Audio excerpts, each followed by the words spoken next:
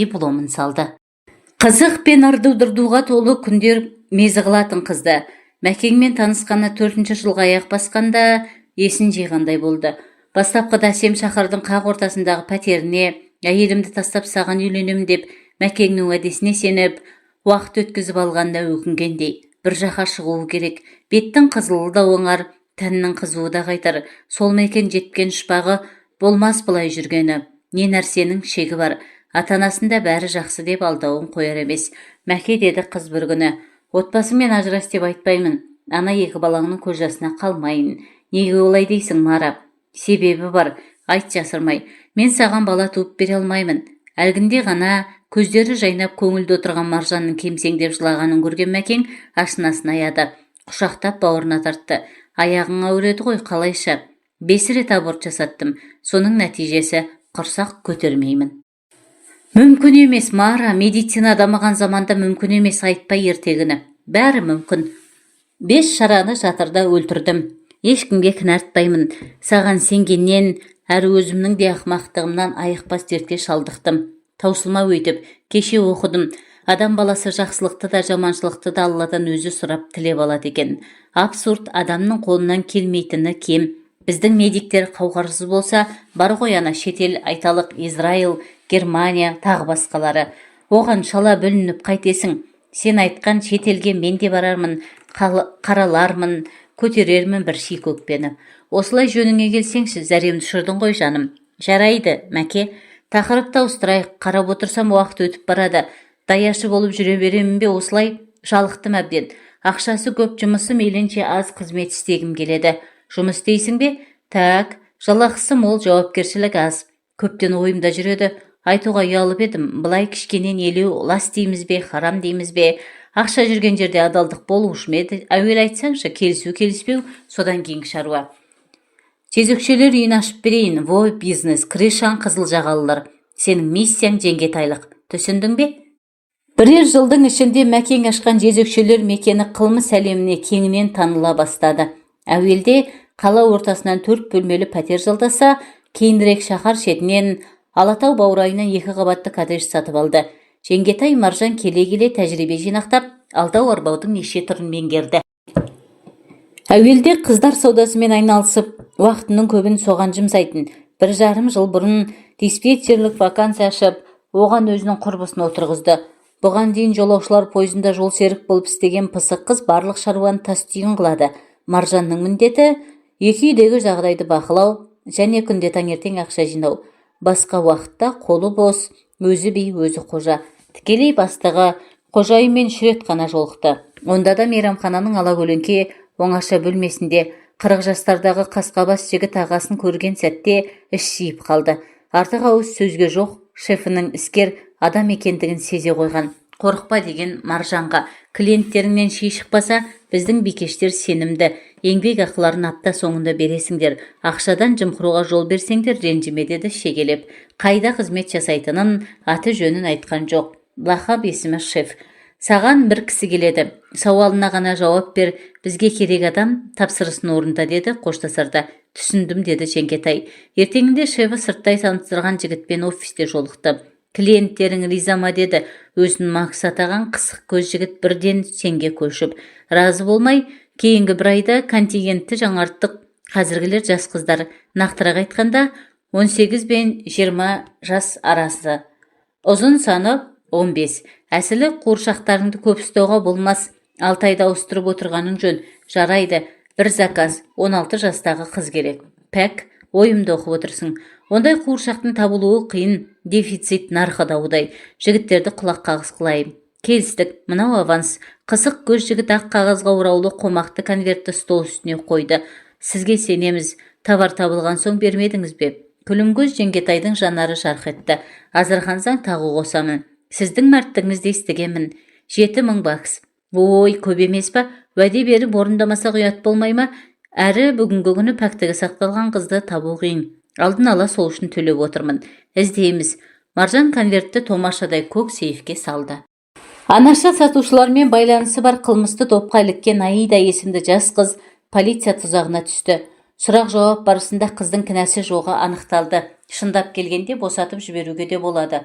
бірақ үлкен бастығының тапсырмасы бар. Пәктігін сақтаған жас қызды табуы тиіс. Оны білу қиын емес. Верониканы қасына 1-2 сағатқа апарса болды. Аиданың қасында жарты күн отырған Вероника жас қыздың бар сырын анықтады. 5 жылдан 7 жылға дейін бас бостандығынан айырыласың деген қоқан-лоққыдан қорыққан аңғал бойжеткен тергеушінің талабын орындауға ақыры келісті. Өзге амалы қалмады.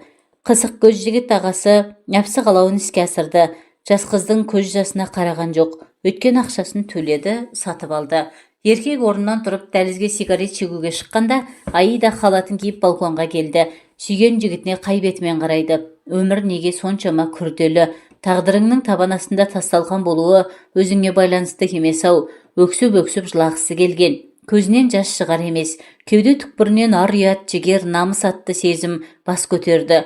Аялап әлпештеп өсірген ата-анасы алдында жер болды.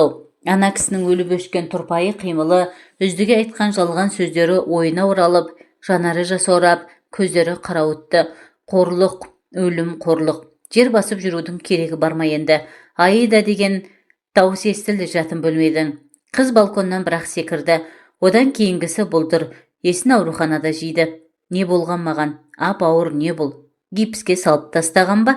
Ауыр төтенше жағдай аудандық ішкі істер бөліміне дабыл қақтырды. Жезөкшелер үйіне тықыр таяды. Жеңгетай Маржанға қауіп төнді. Шефі бұның 2 тәулік ішінде Алматыдан көзін жоғалтуын кесіп айтты. Автобус аялдамасынан түскен Маржан бас ауған жаққа кете барды. Бағыты беймәлім, санасы емес, аяқ алып келеді. Құдай-ау, мынау қай көше, қоғамдық көлікке отырмағалы қашан. Алматыға келген сонау жылдары ғана мінген. Кейін ғой бәрін ұмытты. Астында аппақ Мерседес, қысы жазы қара көзілдірігін шешпейтін, оққағары, әрі машина жүргізушісі. Вадимнің арқасында Алматының қай бұрышына, қай даңғылына бармады. Вадим сенімді серігі еді. Қойған сұраққа ғана жауап қайтаратын. Ол мұның қазіргі жағдайын біле ме екен? Шеф ешкімге жария етпес. Вадимге телефон шалса қазір-ақ жетіп келер. Оның қажеті қанша? Жасынан еркек шора, намыс қой, бір бетке өскен қыз ондай жастыққа бара қоймас. Әсте, одан да өліп кеткен оңай. 2 тәулік ішінде Алматыдан қараңды батыр. Түсі суық, ызбарлы, қасқа бас осылай деді. Оған да тықыр таяды. Ана қызды айтам, бейшара, ар ұят не теңі екен. Пәктігімнен айырылдым деп, өзін-өзі балконнан тастағаны ақымақтық. Нойшты әзірше тірі, жамбас сүйегі бытшыт дейді. Көрген жігіттер айтып келді. Жә, қайдағы бір шөп жерге қыз дуайымдап, ол өлмей тұрғанда табанымды тайдырайын. Миға жоқтан өзгенің келетіні қалай? Ойына жерлесі мұңлықтың түсе кеткені. Екеуі бір мектепте оқиды. Оның 3-4 жас үлкендігі бар. Басы істейтін жігіт. Институтта сырттай оқып, осында жұмыс жасайтын естіген. Сонау мектеп қабырғасындағы шақтан Маржанға өлердей ғашық. Өзі де көркем, қыр мұрын, қара торы. Бұл артынан жүгірген ұлдардың біріне де қараған жоқ кезінде. Сұлулығымен жігіт атаулының мысын басып, ынтықтырып тұратын жақсы білген қыз өз бағасын жақсы білетін. Қайдағы жайдағы иір-ғиыр оймен келе жатқан қызды көзі тас төбесіне шықты. Әлгінде ғана есіне алған мұңлық алдында тұрып, қуанған қыз жерлесін құшақтай алды. Мұңын жағып көз жасын көлдеткен Маржанды аяған мұңлық оны 1-ші Алматыдағы жатақханасына алып барды. Сол түні екеуі шаңырақ көтеруге шешім қабылдады. Сөйтіп ертеңінде пойызға отырып, жігіттің ауылына жүріп кетті. Басы бос, сыбай салтан қыз, көңілі құлаған өзіне ұнаған жігіттермен әсем шаһардың небір мейрамханаларында саурық сайран салып, ойнап күліп түн ортасына дейін болатын да, оның аяғы өз еркімен, өз қалауымен құмарын басуға жалғасатын. Жын ойнақпен ырду-дырдуға үйренген күлім көз келіншектің жалғыз күйеуге басыбайлы таңылуы, бір еркекпен ғана шектелуі мүлдем жалықтырды. 100 түтінге де жетіңкіремейтін ауылда кіммен сөйлескенің, кіммен жүріп тұрғаның алақандағы әжімдей абайғын. Келін болып түскеніне небәрі 7 ай болса да, сол аз ғана уақыт сауық құмар жанға сұмдық ұзақ көрінді. Құдай-ау, барса келмес арал сияқты ғой бұл ауылда елегізіп, үйге сыймайтын болды кейінгі кезде. Бұлан кездеспегенде қайтер едім. Күйеуінің досы Бұлан күндіз ойынан, түнде түсінен шығар емес. Көздері өткір, көркем жігітті әдегеннен ұнатып қалды. Ерте үйленіп, ата-анасына қарайлап ауылда қалыпты. Қатардағы шофер болғанымен көзі ашық, тарих, әдебиет, саяхат, жаһандану деймісіз, білмейтіні жоқ, интеллект, деді Маржан таңғалып. Мынандай талантпен жоғарғы білім алмай елде қалғаны обалақ. Күйеуім мынау деп көрсетуден ұялмайтын жігіттің сұлтаны. Еркек атаулының мысын басып, сиқырсынып, жанармен арбап өзінен тықтыратын әккай ел екенін бірден сезді. Жігіт те кетірі емес. Ол дағы күлімкөз келіншекті көрген сәттен көзсіз көбелекше қалбалақтап, жүрегі дүрсілдеп қайта-қайта қарақштайды. Қармаққа түстің бе? Сезім алдамапты. Міне соның нәтижесі. Екеуден екеу өзен жағасында жатыр. Сен жақсы жігітсің, деді. Ақшағал құмға бауырын төсеп, қыздырынып жатқан жалаңаш тәнінің екі жері ғана қымтаулы сұлу мүсінді ақсазадай келіншек. Кәмпит келіншектің мысы бастыма, бұланның басы айналып көзі қырауытты. Өн бойы бір ісіп бір суынды. Жүрегі құрғыр дүрс-дүрс. Шынында кәмпит, мұңлықтың қызғанатындай жөні бар. Иә, сәт. Шын айтам, сен жақсы жігітсің, деді кәмпит келіншек аударылып түсіп. Қарақат көздері ойнақшып кетті. Тұңғиығына тартып барады. Жігіт арбап жатыр қаншық. Әттең, менің мұңлығым сен сияқты болса ғой. Жал, оның адамгершілігін қайтейін, төсекте осал болған соң. Жал. Жігіт, бәсе, қалай дұрыс топшылағанмын. Темірді қызған кезде соғуым керек. Кешір жаным.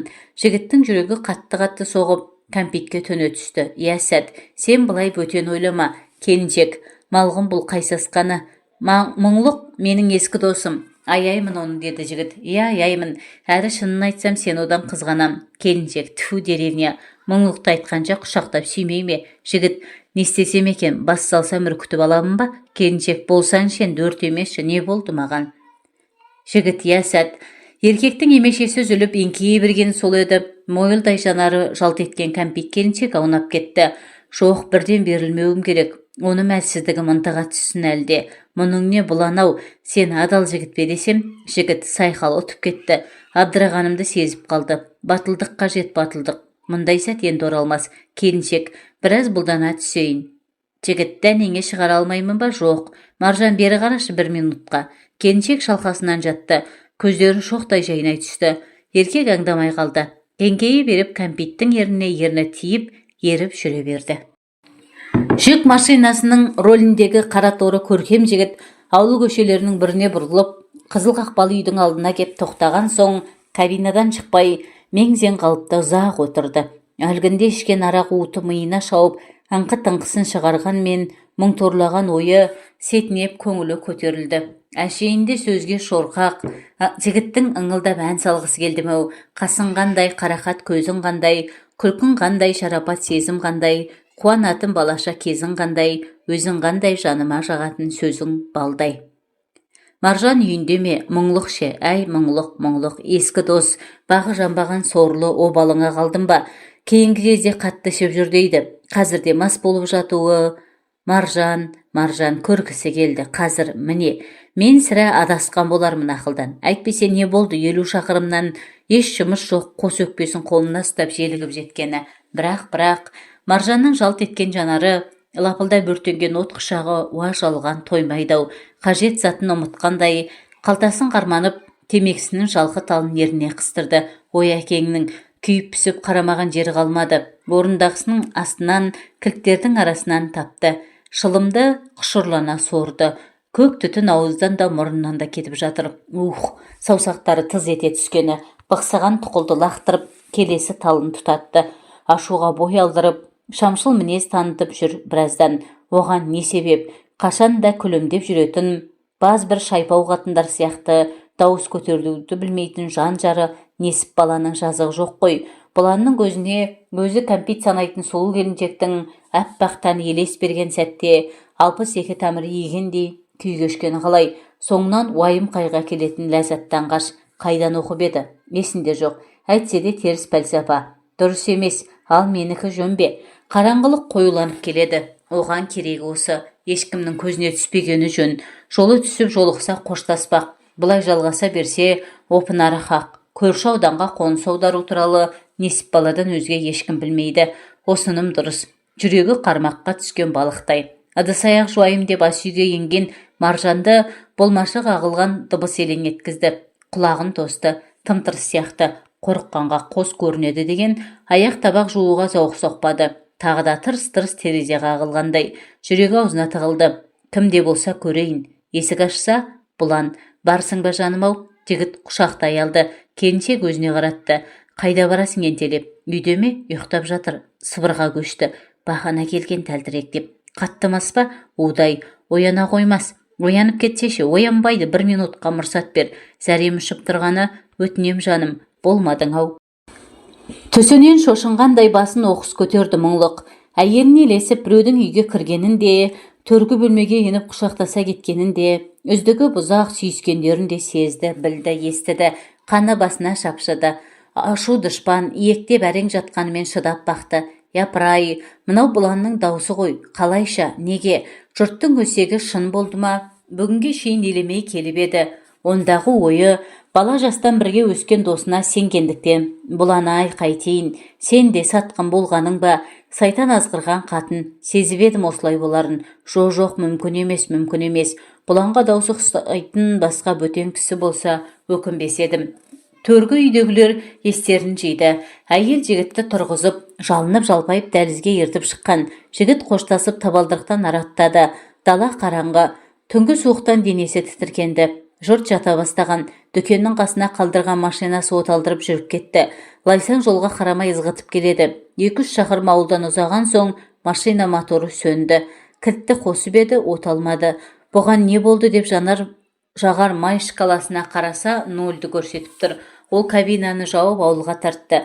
Күні бойы қар суы еріген жолдың балшығы езіліп жатыр. Өкпек жел тұрды. Қара тонның жағасын көтеріп малақайының құлағын түсірді. Қайтеді мына жел. Есік тұтқасын ұстап үйге ене берген Маржан күйеуінің жөтелгенін естіп тұра қалды. Есін жиып алған ба? Біздің ісімізді сезген-ау. Қолына түссем аямас.